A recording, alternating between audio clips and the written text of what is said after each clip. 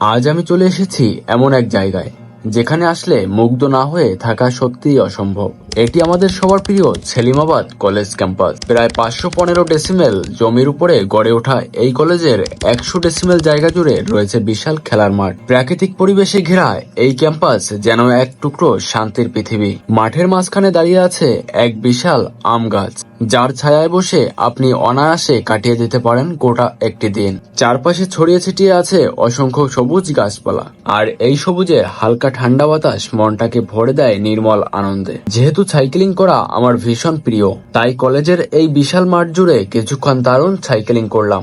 মাঠের এক পাশে রয়েছে একটি বড় পুকুর, আর পুকুর পাড়ে সুন্দর করে সাজানো রয়েছে কয়েকটি বেঞ্চ। চাইলেই সেখানে বসে কিংবা শুয়ে আরাম করে কাটিয়ে দিতে পারবেন অলস কোনো বিকেল।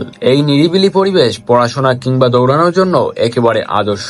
আর ক্যাম্পাসের এক কোনায় মাথা উঁচু করে দাঁড়িয়ে আছে আমাদের কেন্দ্রীয় শহীদ মিনার। প্রায় 2 ঘন্টা এই কলেজের নির্মল পরিবেশে কাটিয়ে রওনা দিলাম বাড়ির উদ্দেশ্যে। এই কলেজটি যদি আপনার চেনা হয় অথবা কেমন লাগে, এটি কমেন্ট সেকশনে জানাবেন।